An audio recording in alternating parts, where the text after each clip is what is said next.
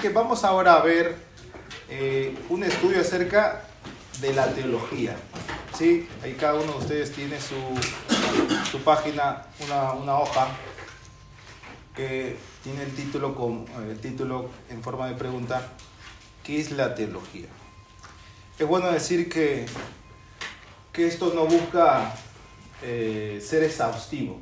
La teología es bastante amplia y es como que un inicio, una introducción a poder entrar en ese tema muy importante para nosotros como cristianos.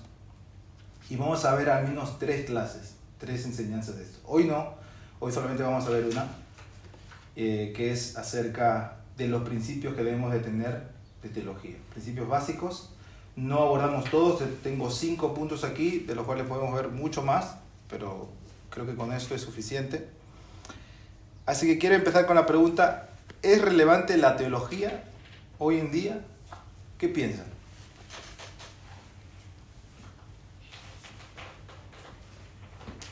Que sí. Que sí. ¿Cómo así es relevante? ¿Cómo así es relevante la teología en nuestros días? No en Videa, sino en nuestro contexto inmediato, en nuestra cultura. O sea, pero como cristianos o en general que existe En general, la teología. en general, sí. Y bueno, más particular como cristianos, por supuesto. Pues como cristianos, al final, ese es el estudio de cómo nos podemos acercar y estudiar lo que es Dios, ¿no? Entonces, pues obviamente como seres humanos somos limitados, ¿no? Y Dios es infinito, pero la realidad también es un Dios personal donde quiere mostrarse a nosotros, y la teología nos permite pues conocerlo un poquito más. Así es, muy bien. ¿Alguien más tiene una idea o quiere decir algo que es relevante? Voy a citar a un autor, se llama J. Packer. Él dice: descubrimos en nosotros un profundo interés en la teología, disciplina que desde luego resulta sumamente fascinante en el siglo XVII, constituía el pasatiempo de todo hombre de bien.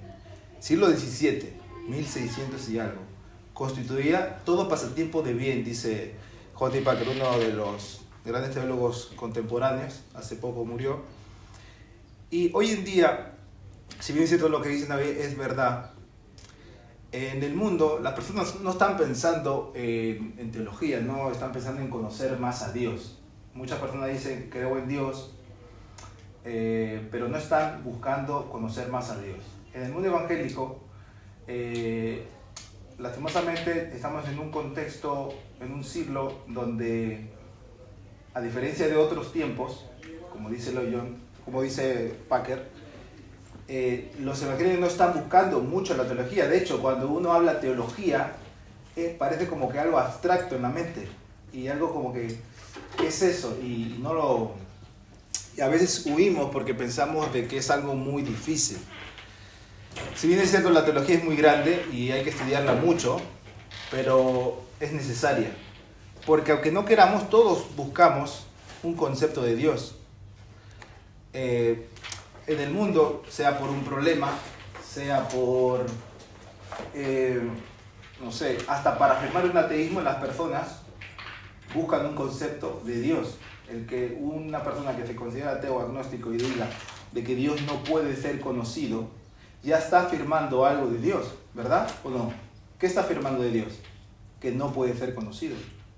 Así que queramos o no queramos, siempre estamos haciendo teología, sin darnos cuenta. Cuando tú dices una frase acerca de Dios, que Dios es santo, ¿eso es teología?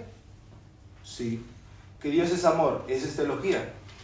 Ahora, todos tenemos teología, todos tenemos un concepto o idea de Dios, o queremos hablar algo acerca de Dios. Muchas personas no van a querer hablar acerca de álgebra, trigonometría, aritmética, no van a querer hablar de eso, pero tranquila, sí, porque no son matemáticos. Pero sí, tranquilamente van a poder hablar de Dios, aunque nunca hayan estudiado teología. Porque las personas siempre buscan acerca de este tipo de temas saber qué decir. Así que por ello debemos hacernos ciertas preguntas. ¿Qué es teología? ¿Cómo hacemos teología? ¿Y por qué lo hacemos? Ahí hay una pregunta primaria. ¿La Biblia manda que la leamos? ¿Qué piensan? ¿Están de acuerdo ahí con lo que escribo o no? O de repente quiere responder sin leerlo ahí. ¿La Biblia manda que la leamos? Algunos de ustedes tienen un texto. Esto es lo que yo escribo, pero de repente, no sé, ustedes sí tienen un texto que yo no lo he encontrado, de que la Biblia es muy vasta. ¿Tienen algún texto que nos diga que la Biblia nos manda a leerla? ¿Recuerdan? No, considero que no hay, porque lo que la Biblia manda es a estudiarla, meditarla, obedecerla y enseñarla. Ahí tenemos pasajes como 2 de Timoteo 2:15, Josué 1:8, Lucas 11:28, Deuteronomio 6, del 7 al 7, del 6 al 7 y Esdras 7:10, que dice que Esdras se preparó su corazón para inquirir, para estudiar la palabra del Señor y después vivirla y luego enseñarla. Entonces es el proceso que la Biblia nos manda en todos lados de estudiar la Biblia. Jesús dijo, ustedes escudriñan las Escrituras, Jesús dijo en Lucas, ustedes escudriñan las Escrituras porque creen que en ella está la vida eterna. Entonces, ciertamente en la Biblia vemos que debemos escudriñar las Escrituras, no leer las Escrituras. Ahora, implícitamente, cuando tú estudias, ¿qué haces? Lees. Pero ese no es el mandato, sino estudiar las Escrituras. ¿Por qué? ¿Por qué piensan de que la Biblia nos hace ese mandamiento de estudiar las Escrituras? ¿Qué piensan?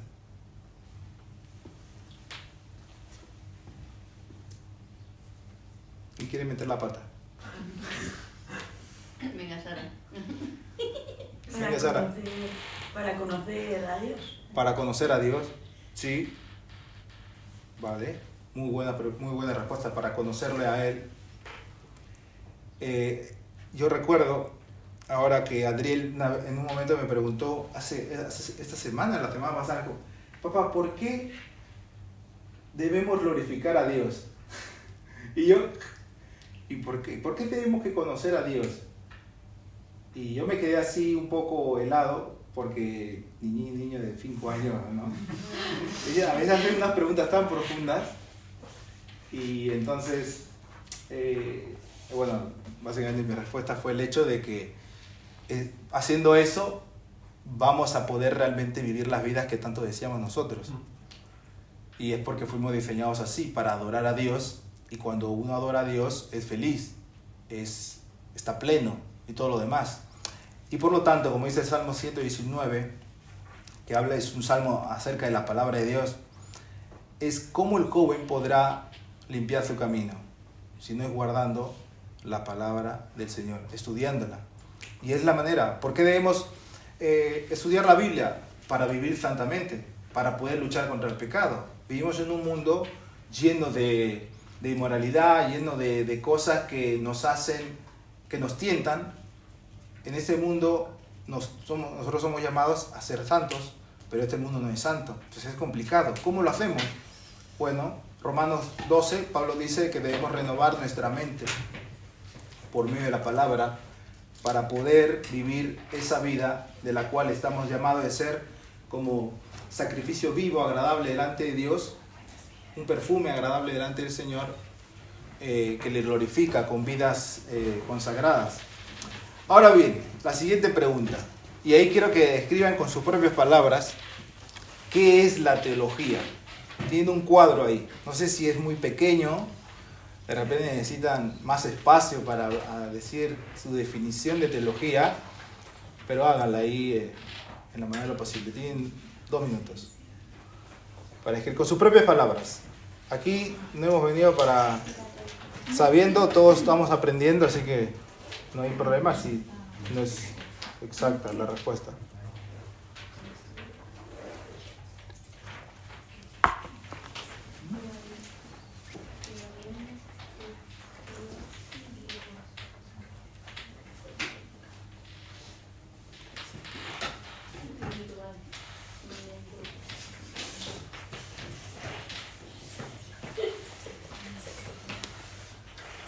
Falta poco. Sí, 2 minutos nada más, porque como estamos grabando y queremos que esto salga en otros lados, entonces las personas que van a escuchar el podcast después va, oye, pero 2 minutos hoy en día es una eternidad y nadie te espera 2 minutos, ¿no? Así que, bueno, a ver, ¿alguien quiere compartir lo que ha escrito? ¿Qué es el estudio de Dios? Muy bien, buena definición de qué es teología, el estudio de Dios. ¿Alguien más? ¿Alguien más? ¿Alguien más tiene una definición o quiera compartir su definición de teología? ¿Por aquí? Yo tenía el estudio de la palabra de Dios. O sea que... Bien, vamos. Ahí tenemos un medio. ¿Y alguien más por ahí? ¿Quién quiere compartir? Sí, yo he escrito conocer profundamente de Dios. ¿Perdón? Conocer profundamente de Dios. Conocer profundamente de Dios. Bien. ¿Alguien más quiere ayudar? Yo no me acuerdo el significado, pero sé que la palabra se divide en dos, ¿no? Teo y Sí. logos. Sí, 2 palabras griegas. Eso es. Theos y logos.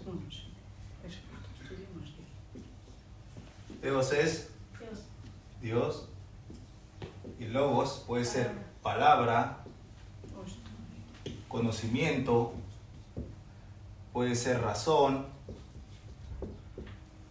ciencia, por lo tanto. Por eso, si vemos las 2 palabras griegas que se usan ahí, esos 2 vocablos, podemos decir que es el estudio acerca de Dios. Ahora, abordemos un poco más y tengamos una definición más completa. Cuando nosotros estudiamos algo, por implicancia, necesitamos un medio para estudiar algo, ¿verdad? Si queremos estudiar inglés, ¿cómo estudiamos inglés? ¿Por medio de qué? De un libro. Entonces estudiamos inglés por medio de un libro. Hay muchas formas de poder estudiar inglés, por videos, revistas, etcétera, lecturas. Estamos estudiando inglés por medio de un libro. Para Dios también hay una implicancia de un instrumento. Podemos estudiarlo por medio de la creación, empíricamente, podemos estudiarla por medio del hombre, pero el instrumento objetivo es la palabra de Dios. ¿Okay? Teníamos ese comentario, la palabra de Dios. Es el instrumento. Nosotros hacemos teología, estudiamos a Dios por medio de las Sagradas Escrituras. Es el instrumento objetivo que nosotros tenemos. ¿Por qué? Porque es el instrumento objetivo, la palabra de Dios. Según 2 de Timoteo 3:16, dice que toda la Escritura es inspirada por Dios. Entonces, porque la Biblia es inspirada, es el instrumento objetivo. Por eso, porque es inspirada por Dios. Nosotros no somos bibliólatras, por ejemplo. Nosotros no idolatramos la Biblia.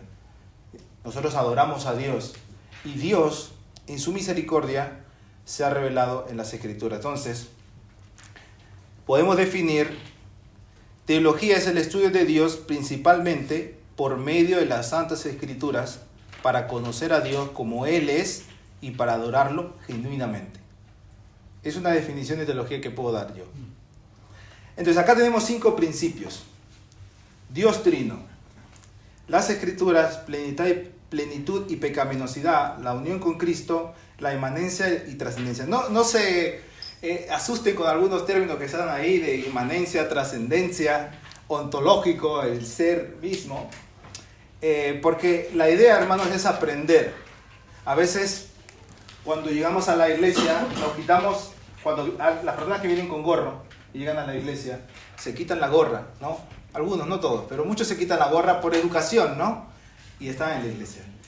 Pero el llamado es a quitarse la gorra, pero no el cerebro, como alguien dijo. A veces llegamos a la iglesia y cuando escuchamos palabras sofisticadas o palabras medias extrañas, que no están en nuestro dialecto diario, bueno, no hacemos caso y nuestro cerebro como que se apaga automáticamente. Lo rechazamos, porque siempre tendemos a huir de los problemas. Entonces eso, de manera humana, lo hacemos. Entonces mi llamado, mi ánimo es que si hay alguna palabra que no entendemos, hay una definición sencilla de poder comprender y no es ahondar en una palabra el estudio. Y además que las palabras como estas, técnicas, nos ayudan a poder definir y a tener conceptos más rápidos. Si yo te digo, ya entiendes lo que es inmanencia en este contexto, ya no voy a tener que decir toda la idea para explicarla nuevamente. Entonces, la primera es Dios Trino. Aquí se presenta, y aquí, esta es la palabra que tanto decía, aquí se presenta la teología arquetípica. ¿Qué es eso? Bueno, básicamente ahí está. ¿Alguien puede leer esa parte? Que en términos simples es, ¿quién puede seguir? Consiste en que Dios se conoce a sí mismo de manera perfecta e infinita en las procesiones de su Trinidad. Bien. O sea, la teología arquetípica habla de que Dios se conoce a sí mismo como Él es, de manera perfecta, de manera infinita, en sus procesiones, no en su proceso de que un tiempo era Padre, otra vez Hijo, después Hijo y ahora Espíritu Santo. No, eso no estamos hablando. Estamos hablando de que Él se conoce en su Trinidad.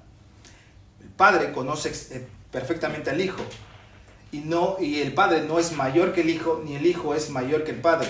El Hijo conoce perfectamente al Espíritu Santo, pero el Espíritu Santo no es mayor que el Hijo, ni el Hijo es mayor que el Espíritu Santo. Ambos no son lo mismo. Dios, el Padre no es el Hijo, ni el Hijo es el Espíritu Santo, ni el Espíritu Santo es el Padre, pero ambos son Dios, trino. Deuteronomio 6:4, oye Israel, Jehová uno es. Es un solo Dios. Nosotros no adoramos a tres dioses, sino a un solo Dios. Pero ahora nosotros no podemos comprender eso en exactitud, ¿verdad? Nadie a lo largo de la historia ha podido comprender la Trinidad de manera plena. Hay muchos libros acerca de la Trinidad y conceptos acerca de la Trinidad, debates, concilios a lo largo de la historia acerca de la Trinidad, pero hasta aquí no hemos podido entender en plenitud qué es, cómo en sí es la Trinidad. Pero la Biblia nos habla de un solo Dios en tres personas, una sola esencia, tres personas. Y bueno, por eso decimos de que solamente ese conocimiento pleno lo tiene ¿quién? Dios. ¿Ustedes se conocen a sí mismos plenamente? No. Y nosotros mismos.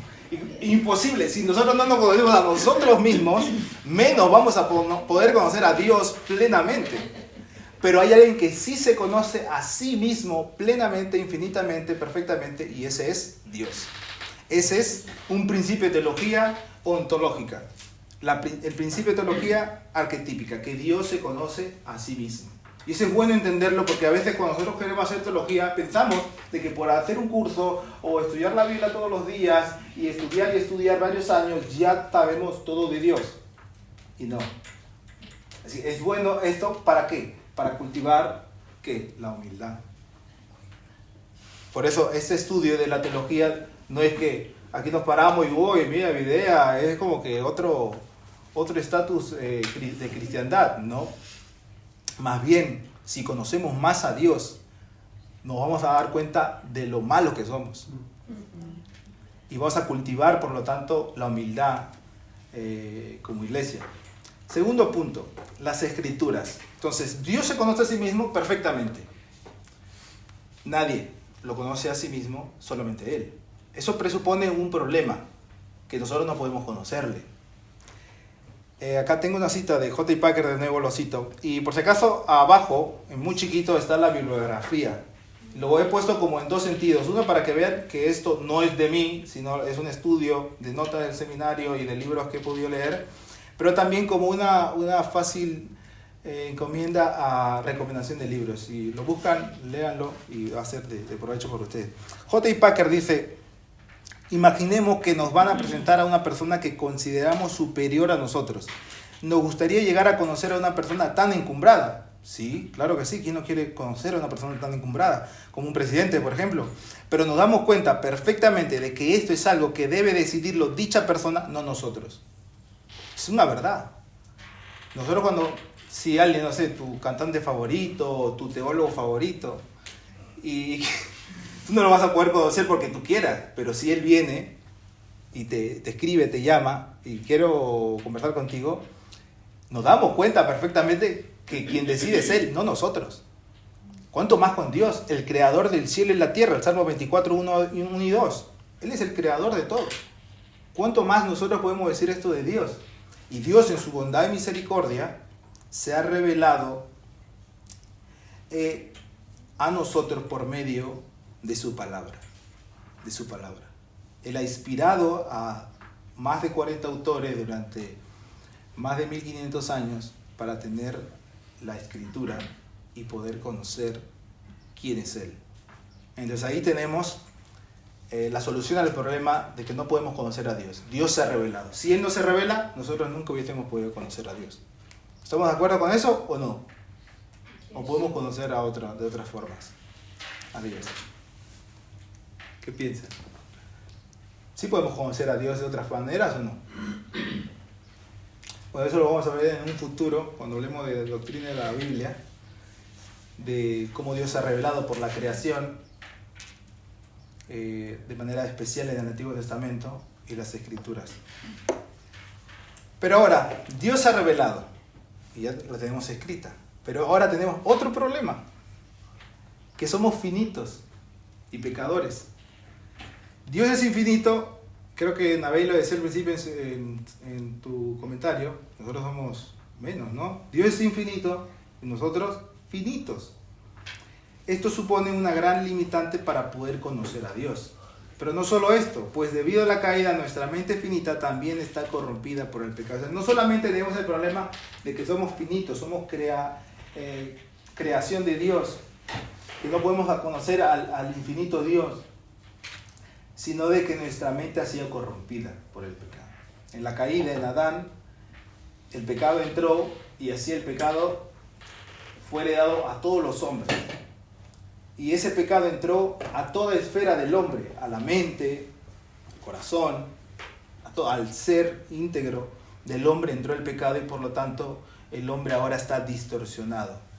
La imagen de Dios en él ha sido distorsionada y ahora tenemos una muerte espiritual que es importante entenderla, porque si no tenemos una mente, si tenemos una mente corrompida, necesitamos para entender a Dios una mente espiritual. Cuando nosotros leemos la Biblia,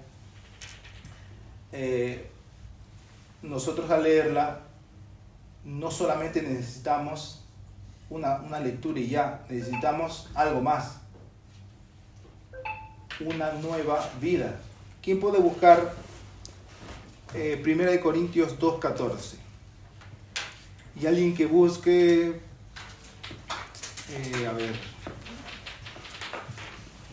sí, 1 Corintios 2:12 al 16, ese, de momento ese. ¿Cuál? 1 Corintios 2:12 al 16.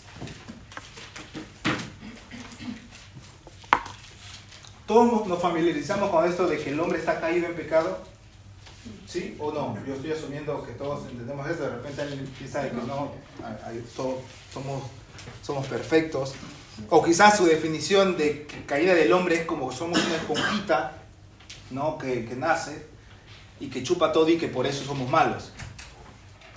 La idea ¿cuál es? ¿Somos malos? ¿Cómo era esta frase que mucho se dice? ¿Somos pecadores porque pecamos o pecamos porque somos pecadores? Ya soy medio filósofo también, ya, ¿no? Pero es que pecamos porque somos pecadores, naturalmente pecadores. Nosotros no estamos pecando porque lo hemos aprendido, no.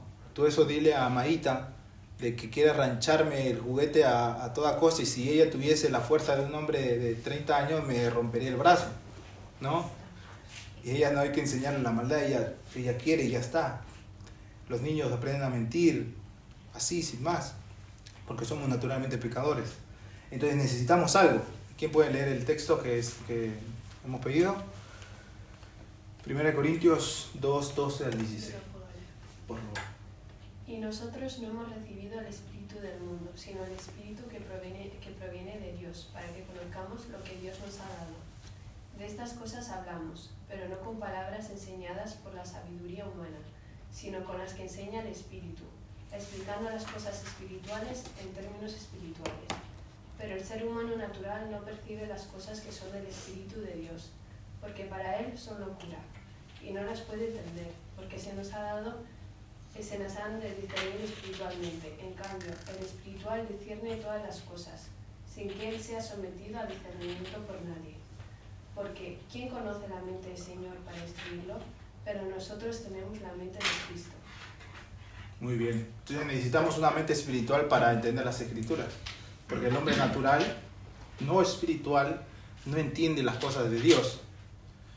Pero el hombre espiritual sí conoce y sí entiende las cosas de Dios. Por lo tanto, las Escrituras.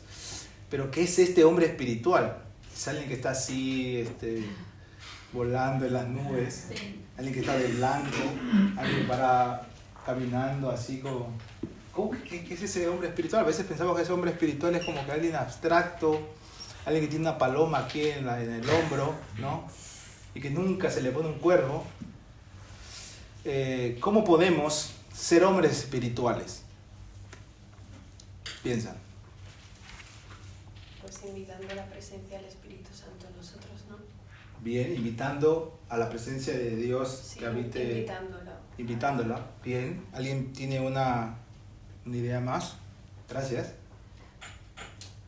En el proceso de santificación. Proceso de santificación. Vale.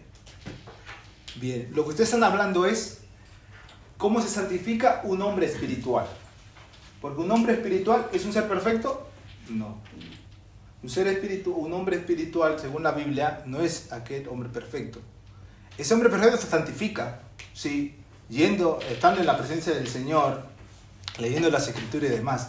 Pero para ser alguien espiritual, Jesús le dijo a Nicodemo, es necesario que nazca de nuevo. ¿Cómo es posible eso? Que yo, siendo viejo, entra nuevamente al vientre de mi madre. No estaba haciendo era un maestro este tipo, Nicodemo.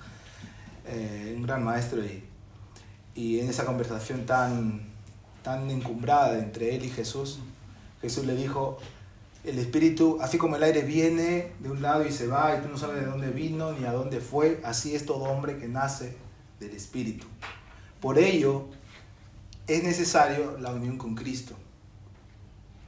La unión con Cristo es el nuevo nacimiento, es donde nosotros, de estar muertos en nuestros delitos y pecados, ser un hombre natural, teníamos vida en el mundo, pero no amábamos, ni queríamos, ni veníamos a Dios. Resulta que un momento llega donde eso cambia. Es un cambio de 180 grados. ¿Cómo es posible? Y siempre me gusta recalcar esto, de cómo es posible que a nosotros, ¿no?, nos gustaban muchas cosas del mundo, y hoy estamos acá en un salón de clase hablando de teología. Eso debe llamar la atención. Es un milagro. ¿Cómo es posible que cambió? Nosotros íbamos por otro lado, por otro camino, y nos deleitamos. Y de un momento a otro giramos. ¿Así porque sí? No. Porque hubo un nacimiento, hubo un cambio, una transformación en el corazón que Dios hizo. Y ahora estamos unidos a Cristo. Y tenemos algunos textos de Efesios 1, 3, 14 que hablan muy extenso acerca de la unión con Cristo. Entonces, llegamos a tener la mente de Cristo cuando somos personas espirituales. Eso es ser un hombre espiritual. Por nuestra unión con Cristo podremos entender las Escrituras, puesto que Jesús es el tema central de las Escrituras. Si nosotros no somos hombres espirituales, si no estamos unidos a Cristo y por lo tanto no tenemos la mente de Cristo. Y quiero citar el texto de Romanos. ¿Quién puede buscar, por favor, Romanos 8, que es importante ese texto? Romanos 8, 5 y 9.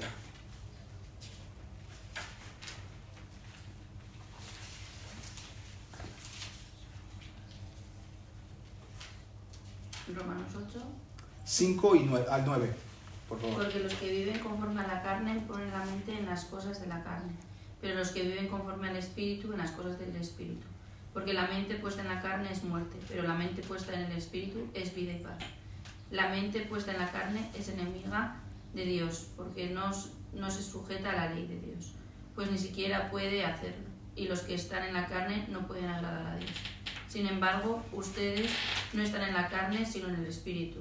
Si en verdad el Espíritu de Dios habita en ustedes, pero si alguien no tiene el Espíritu de Cristo, el tal no es de él. ¿Lo ves? Ahí está el hombre natural que no puede entender, ni tampoco puede entenderlo, porque es un hombre natural. Pero el hombre espiritual, que tiene la mente de Cristo, porque si es que tiene el Espíritu de Cristo, ¿ven? Espíritu de Cristo, mente de Cristo, en Cristo. Entonces, puede entender las cosas espirituales y vive en la espiritualidad, que no es ir de nube en nube, sino vivir una vida piadosa. Entonces, ¿por qué? Porque puede entender las escrituras. En Lucas 24 al 27 dice que Jesús les enseñó a estos dos discípulos camino a Emaús desde Moisés, es decir, la ley, el Pentateuco, y siguiendo por todos los profetas y en todas las escrituras, les enseñaba que las escrituras hablan de Jesús. Ahí está, Jesús mismo enseñó las escrituras, que éstas hablan de Él.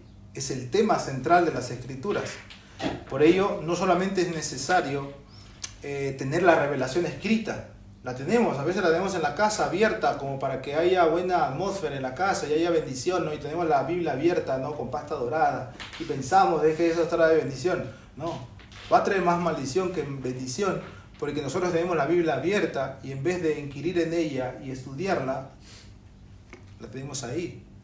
Cosa de que en el pasado personas murieron para que nosotros tengamos esta Biblia en nuestras manos. Entonces, no solamente es necesario que Dios haya revelado, sino ahora que Dios nos debe transformar. Y si nos damos cuenta, al final todo es Dios. Dios se lleva la gloria. ¿Cómo podemos conocer a Dios? Si Él se revela. ¿Cómo podemos entender esa revelación? Si Él nos transforma. Al final todo es Dios. Entonces Dios se lleva toda la gloria. Ahora, debemos entender también de que a pesar que tenemos el Espíritu de Cristo, no podemos entender a Dios en plenitud, porque aún estamos en este cuerpo de muerte, como Romanos 7, que nos habla Pablo: ¿quién me librará de este cuerpo de muerte? Que yo, queriendo hacer el bien, hago el mal. Aún estamos en cuerpos imperfectos, por lo tanto nuestra teología es imperfecta.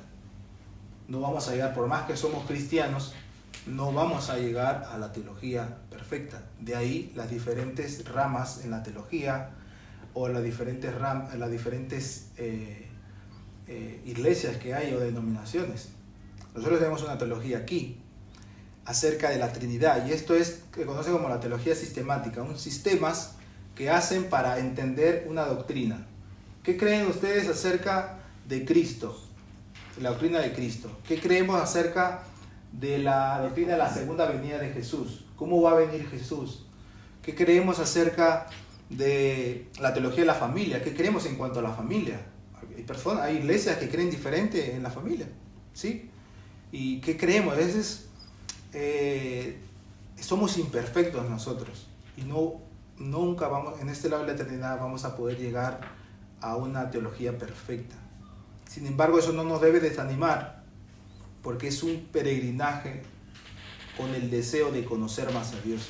Ese debe ser nuestro deseo. No tener la teología perfecta, sino conocer al Dios perfecto. La última, la inmanencia y trascendencia. Como cristianos tenemos una razón dada por Dios y podemos entender las Escrituras desde una perspectiva intelectual, y es válido, ¿sí? Dios nos ha dado una razón y tenemos que usarla, porque la Biblia es un libro escrito que tiene puntos, punto y coma, tiene un contexto. Hay que usar la razón porque es un libro, no es un video, no es nada de esas cosas, no es un cuento, es un libro. Entonces, no obstante, esta en sí misma no es suficiente. Es necesaria una teología trascendental, es decir, ser conscientes que somos dependientes absolutos del Espíritu Santo para poder conocer a Dios. Si no tenemos esto en cuenta, la humildad brillará por su ausencia y nos volveremos racionalistas y faltaremos al Espíritu. ¿Sí? Debemos ser conscientes, hermanos, que nosotros dependemos del Espíritu Santo completamente. Si Él no nos ayuda a entender la Biblia, nadie nos va a poder ayudar a entenderla. Nuevamente, esto no es un tema abstracto.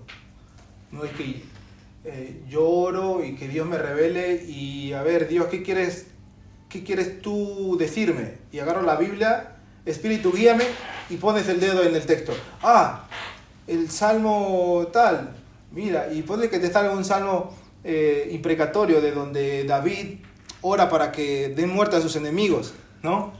Ah, sí, dale muerte a mi vecina, ¿no? Entonces no es algo abstracto, porque ahí estaríamos en un terreno ambiguo. Hay iglesias que dicen, nosotros aquí el gobierno no es del pastor, es del Espíritu. Nosotros nos movemos según el Espíritu. Es peligroso y falta al Espíritu. De hecho, una persona que dice vivir bajo el Espíritu puede faltar al Espíritu. ¿Por qué? Porque la Biblia nos dice cómo es vivir en el Espíritu.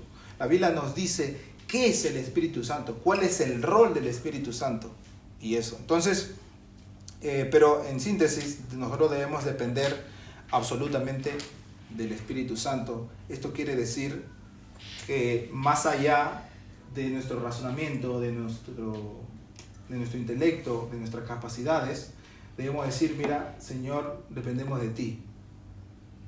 Tú eres el que nos enseña. Si esto yo no lo hubiese entendido, si tú no me hubieses abierto el entendimiento.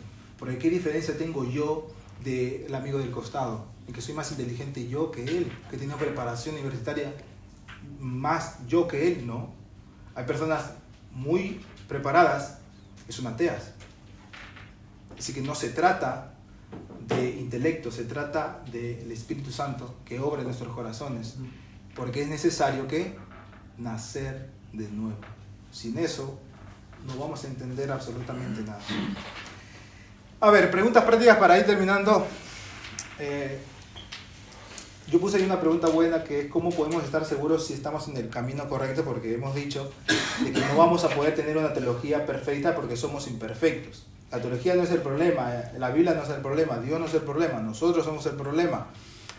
Pero claro, si no vamos a tener nunca una teología perfecta, ¿cómo yo sé que estoy en el camino correcto? Y creo que algo así hablábamos al final de la clase de la semana pasada, parecido. ¿Cómo vamos a poder tener, entonces, cómo podemos estar seguros que estamos en el camino correcto? ¿Cómo podemos entender que nosotros como iglesia tenemos una teología sana? Bueno, ahí puse unos puntos que ya no queda el tiempo porque quiero pasar a la aplicación. La teología, tengo una pregunta acá, ¿la teología es solo fe o tiene que ver la razón? ¿Qué piensan? ¿Es solo fe o tiene que ver la razón? Tiene que ver la razón. ¿Sí? ¿Están de acuerdo? ¿Cómo así? ¿Cómo así es que tiene que ver la razón? ¿Tenemos que ir a la universidad para entender teología? ¿O no? Yo creo que irían de la mano los dos, ¿no? Uh-huh. Porque, como he escuchado decir, por ejemplo, si Dios permite y te da el entendimiento para que puedas entender la Biblia en sí, no necesariamente el complemento sería la teología, ¿no? Para que tú sepas más de conocer a Dios, pero si ya te está dando el entendimiento es porque eres un hombre de fe y Dios te permite que puedas Bien. entender, ¿no? Digo yo. Sí, tiene que ver los dos. La teología es como que un baile entre la fe y la razón. Eso es la teología. Porque nosotros hacemos teología de una posición de que creemos que existe Dios. Y nosotros vamos a ver en la otra clase acerca del método teológico, por eso le animo a venir a la otra clase para que juntos aprendamos cómo hacer teología y después vamos a ver a profundidad esas cosas. Pero sí, porque todos empezamos de una perspectiva de Dios. Y después, claro, debemos usar la razón. Dios nos ha dado la razón y Dios usa la razón para poder entender. Y la fe no es irrazonable. No tiene ese principio, más bien es razonable la fe. De hecho, el cristianismo es histórico. La resurrección es histórica. La muerte de Jesús es histórica. Hay un hecho. De hecho, nosotros partimos de antes de Cristo y después de Cristo. Ahora, siguiente pregunta. ¿Cómo podemos equilibrar la razón y la fe? ¿Cómo podemos equilibrarla?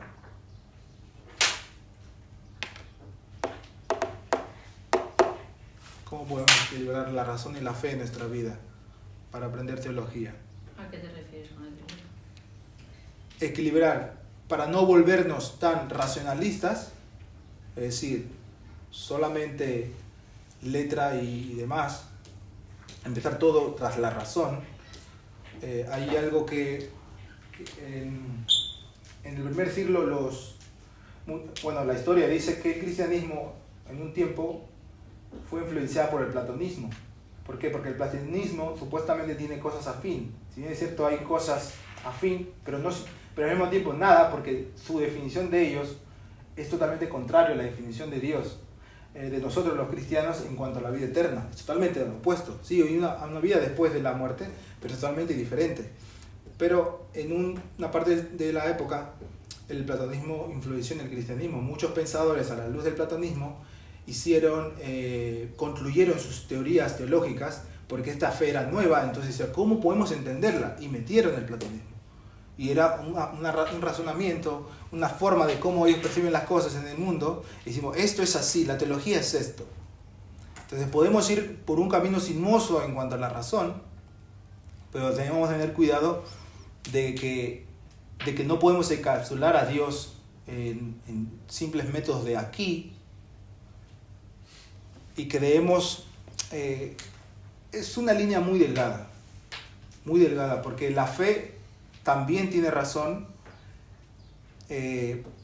pero es más depender de Dios a la vez que estudiamos la palabra de Dios a la luz de lo que ella nos dice mismo, lo que ella nos enseña, y en vez de ir a recurrir a otras cosas. Ahora, nosotros hemos visto que todos tenemos teología. Si algo tiene que quedar en las mentes de nosotros es que todos tenemos una teología, ¿sí? Todos creemos en Dios aquí, pero todos tenemos el mismo entendimiento de Dios. Entonces, tienes una teología. La pregunta es si nuestra teología es correcta, ¿verdad? Entonces, como iglesia local, ¿necesitamos ser buenos teólogos o no es necesario eso? ¿Sí? Si no somos buenos teólogos, ¿qué pasaría en nuestra iglesia? Que no sabríamos lo que Dios también quiere de nosotros, ¿no? Sí. Nos quedaríamos muy cortos, porque nuestro entendimiento, no podemos decir que ya lo sabemos todo. Es falta de humildad incluso. No, ya no necesitamos teología, necesitamos solamente vivir en el Espíritu, solamente necesitamos hacer la vida práctica. Nosotros debemos entender, y nuestro entendimiento de las Escrituras debe influenciar nuestra vida. Es así como pasan las cosas. Nosotros, cada vez que se predica la palabra que enseñamos, es para que nuestra mente sea renovada. ¿Alguien puede buscar Romanos 12? ¿Sí? Romanos 12, 1 y 2.